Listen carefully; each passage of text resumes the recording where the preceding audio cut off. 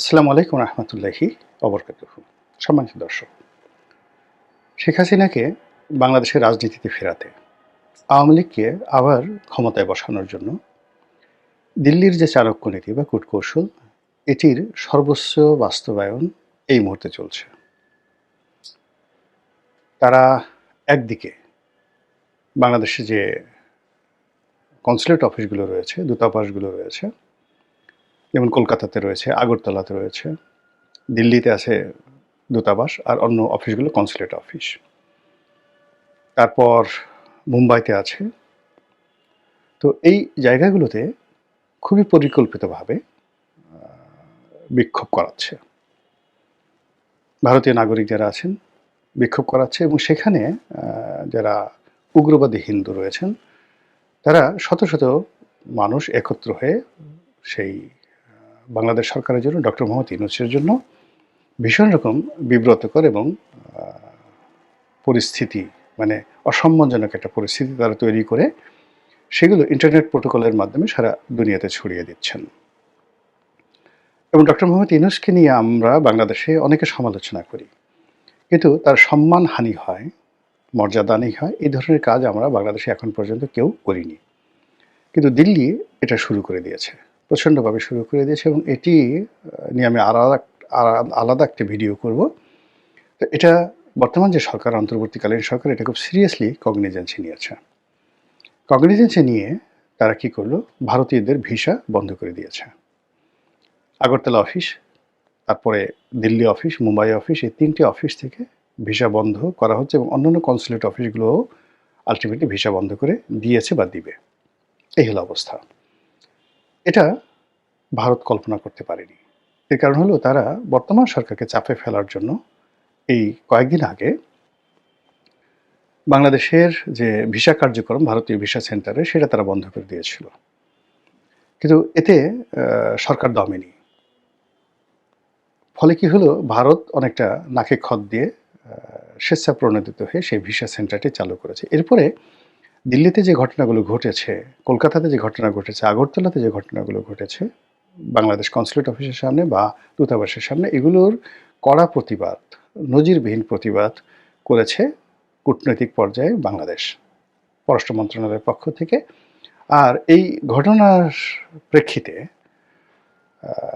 যাকে বলা হয় ভারতীয় রাষ্ট্রদূতকে নজিরবিহীনভাবে ডেকে পাঠানো হয়েছিল, এবং আজকে যখন আমি এই ভিডিওটা করছি, আজকের এই দিনটিতে 23 তারিখে আবার ভারতের যে রাষ্ট্রদূত মিস্টার প্রণয় বর্মা, তাকে ডেকে পাঠানো হয়েছে। তো এত অল্প সময়ের মধ্যে পরপর দুইবার আমাদের মন্ত্রণালয়ে ভারতের রাষ্ট্রদূতকে ডেকে পাঠানো, এটি নজিরবিহীন ঘটনা এবং ভারতের জন্য ভীষণ রকম অবমাননাকর। তো সেই যে ভারতে যে অবমাননাকর পরিস্থিতি, সেই পরিস্থিতি একটার পর একটা ঘটনা ঘটে যাচ্ছে, যাকে বলা হয় যেখানে ভারতের নিয়ন্ত্রণ থাকছে না। সেটা কিভাবে? ধরুন, আমাদের ইতিমধ্যে আমরা সবাই জানি যে রাষ্ট্রীয় প্রোটোকলে ভারতের যারা এজেন্ট রয়েছেন বাংলাদেশে, তারা সরকারের অতি গুরুত্বপূর্ণ জায়গাতে বসবাস করেন বা সেখানে তারা আছেন। তো সেই ক্ষেত্রে এই মুহূর্তে সরকারের যে গুরুত্বপূর্ণ মন্ত্রণালয়গুলো রয়েছে, সেখানে ভারতের অনেক এজেন্ট আছে, এতে কোনো সন্দেহ নেই। আবার এর কাউন্টারে আমেরিকার এজেন্ট আছে, এর কাউন্টে আবার পাকিস্তানের এজেন্ট আছে। অতি সম্প্রতি সরকারের যে একটি গুরুত্বপূর্ণ মন্ত্রণালয়, সেই মন্ত্রণালয়ের উপদেষ্টা পরিবর্তন হয়ে গেল স্বরাষ্ট্র মন্ত্রণালয়, এবং সেই স্বরাষ্ট্র মন্ত্রণালয় পরিবর্তিত হওয়ার ফলে সেখানে নতুন যিনি আসবেন, তিনি মূলত আমেরিকান লবির মানুষ। আর আগে যিনি ছিলেন তিনি মূলত বাংলাদেশের যে সেনাবাহিনী, ক্যান্টনমেন্ট, এই লবির মানুষ। ফলে এখানে একটা মানে কি হলো, মানে আগে যারা ছিল তিনি কি আমেরিকার লোক ছিলেন, না ভারতের লোক ছিলেন, নাকি ক্যান্টনমেন্টের লোক ছিলেন, আর যিনি আসলেন তিনি কার লোক হবেন? এবং নির্বাচনের এই সময়টাতে স্বরাষ্ট্র মন্ত্রণালয়ে এই পরিবর্তন নিয়ে যে কথা শুনছি, এখানে ভারতের একটা বিরাট চাণক্য নীতি আছে। 2 নম্বর হলো যে আমাদের সীমান্ত এলাকাগুলোতে ভারত সৈন্য সমাবেশ করেছে এবং গ্যারিসন তার স্থাপন করেছে, এবং গত এক সপ্তাহে ভারতের প্রথম শ্রেণীর যে সকল পত্রপত্রিকা রয়েছে, তাদের যারা কর্তা ব্যক্তি, তাদের যে পার্সোনাল প্রোডকাস্ট রয়েছে, বড় বড় সাংবাদিক, তাদের নিজস্ব প্রোডকাস্ট রয়েছে, ওখানে যে সকল সোশ্যাল ইনফ্লুয়েন্সার রয়েছেন, আমাদের বাংলাদেশের ইনফ্লুয়েন্সারদের মতো নয়, যারা ভারতের জাতীয়তাবাদ ধারণ করেন এবং সরকারের প্রতি তাদের যথেষ্ট প্রভাব রয়েছে এবং তারা রাজনৈতিক দলের মুখপাত্র রূপে কাজ করেন।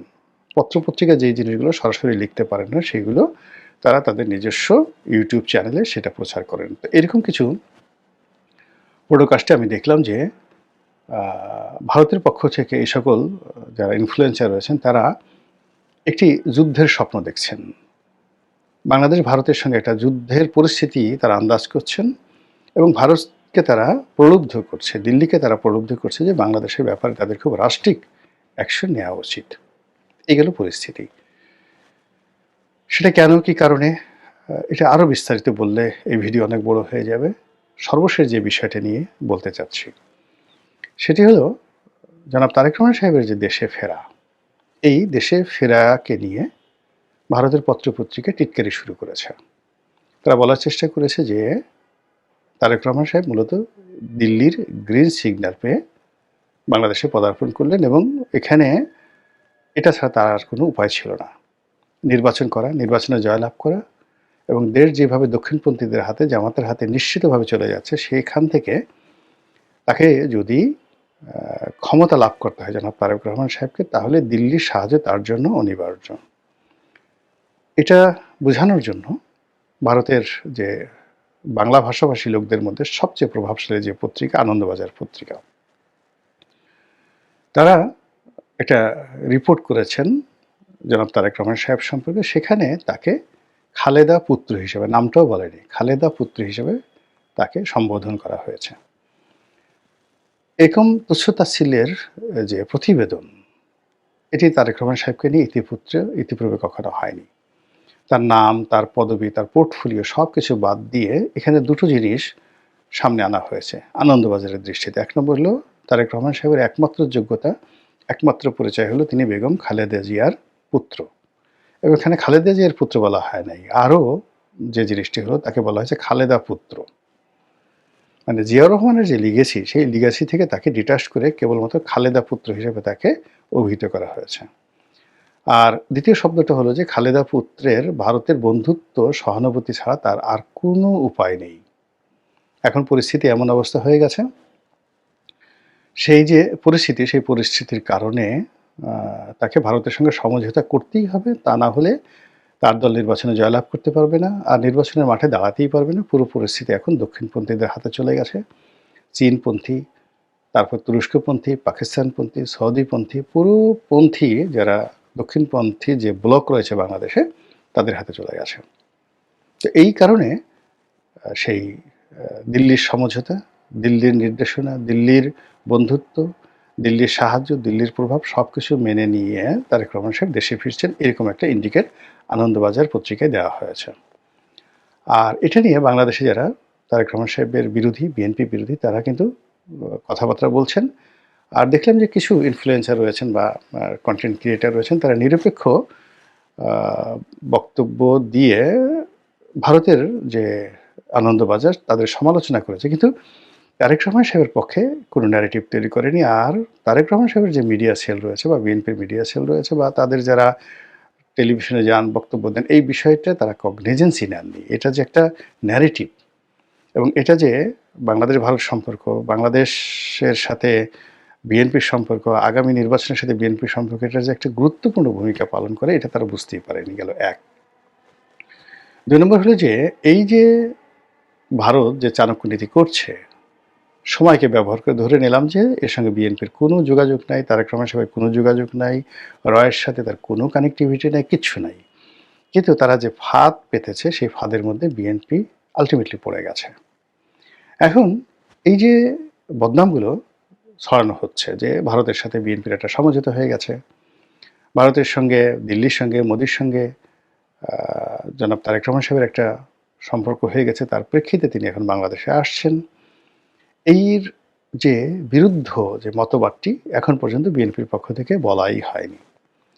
দ্বিতীয় মতবাদটি তারা বলবেন উনি আসার পরে, যে তারেক রহমান সাহেব যে আসছেন মূলত দিল্লির শর্ত মেনে, আর দিল্লির শর্ত হলো আওয়ামী লীগকে পুনর্বাসন করতে হবে, নির্বাচনে অংশগ্রহণ করতে দিতে হবে, অথবা নির্বাচনের পরে বিএনপি যখন ক্ষমতায় আসবে তখন আওয়ামী লীগকে ওয়াক ওভার দিতে হবে এবং আওয়ামী লীগকে রাজনীতিতে পুনর্বাসন করতে হবে এবং এই সময়টিতে যা কিছু হয়েছে সব কিছু বাদ দিতে হবে। এবং এই কথাগুলো যাকে বলা হয় যেভাবে প্রচার করা হবে, সেই প্রচারের বিরুদ্ধে ন্যারেটিভ তৈরি করার জন্য মিডিয়া থেকে শুরু করে অন্য কোনো জায়গাতে বিএনপির শুরু হয়নি। বিএনপি যেটা চেষ্টা করছে সেটা হলো দেশের মূলধারার যে গণমাধ্যম, এখন মূলধারার গণমাধ্যম তো খুব অল্প মানুষ পড়ে। ধরেন প্রথম আলো, ডেইলি স্টার, অন্যান্য পত্রিকা কতজন মানুষ পড়ে এবং তাদের দ্বারা যারা পাঠক মানে প্রথম আলোর পাঠক তারা মরে গেলেও মানে বিএনপিকে সাপোর্ট করবে না। তারা সারা জীবনে বিএনপিকে, আওয়ামী লীগকে, এমনকি জামাতকে, মূলধারা যারা রাজনীতি করেন তাদেরকে ঘৃণা করছে। তো কাজে এই মুহূর্তে মূলত অন্যান্য যে সকল পত্রপত্রিকা রয়েছে, তো দেখলাম যে অন্যান্য যে সকল পত্রপত্রিকা যাদের সমাজে ইনফ্লুয়েন্স রয়েছে, যেমন ধরেন ইত্তেফাক আছে, নয়া দিগন্ত আছে, কালের কণ্ঠ আছে, বাংলাদেশ প্রতিদিন আছে, যুগান্তর আছে, এই পত্রিকাগুলোর মাধ্যমে যে একটা ন্যারেটিভ তৈরি করা হবে, সেই ন্যারেটিভ তৈরি করার মতো না আছে লেখক, না আছে কলামিস্ট, না আছে সাংবাদিক। এখন তারা যেটা চাচ্ছে তাদেরকে রেডিশনে এনে খাওয়ালো, তাদের দ্বারা তারেক রহমান সাহেবের প্রশংসা করালো, আর এতেই মনে করলো যে আসলে হয়ে যাবে, এতে করে পুরো পরিস্থিতি আরও তাদের বিরুদ্ধে চলে যাবে। তো যেটা বলছিলাম যে বিএনপির যারা বিরোধী পক্ষ তারা যেটা প্রচার করবে সেটা হলো যে ভারত যে শর্ত দিয়েছে তার প্রধান শর্ত হলো আওয়ামী লীগকে পুনর্বাসন করা, শেখ হাসিনাকে ফেরত আনা ইত্যাদি কাজগুলো। এবং এটা সত্য মিথ্যা ধারে কাছে ব্যাপার না, এই প্রচারণার কারণে দেখা গেল বিএনপির যে সর্বনাশ, রাজনীতির যে সম্ভাব্যতা, এটি একেবারে সমূলে বিনষ্ট হওয়ার আশঙ্কা দেখা দিয়েছে। আর এরকম ঘটনায় প্রতিপক্ষ নিশ্চিতভাবেই আপনি দেখবেন যে কাঁঠাল ভাঙবে বিএনপির মাথায়, কিন্তু ফলাফল যারা কাঁঠালের যে স্বাদ, আহ্লাদ, রস এসব যাকে বলা হয় গ্রহণ করবে বা খাবে বিএনপি বিরোধী শক্তি, বিশেষ করে জামায়াত ইসলামী। খেলা জমে ক্ষীর হয়ে গেছে, দুধ গরম হয়ে ঠান্ডা হয়ে আবার সর পড়ে গেছে রাজনীতির মাঠে।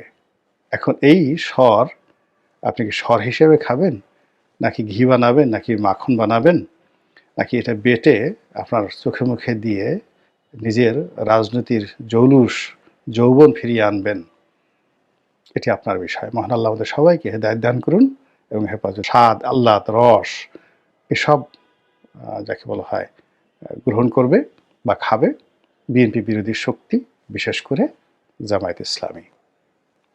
খেলা জমে ক্ষীর হয়ে গেছে, দুধ গরম হয়ে ঠান্ডা হয়ে আবার সর পড়ে গেছে রাজনীতির মাঠে। এখন এই সর আপনি কি সর হিসেবে খাবেন, নাকি ঘি বানাবেন, নাকি মাখন বানাবেন, নাকি এটা বেটে আপনার চোখে মুখে দিয়ে নিজের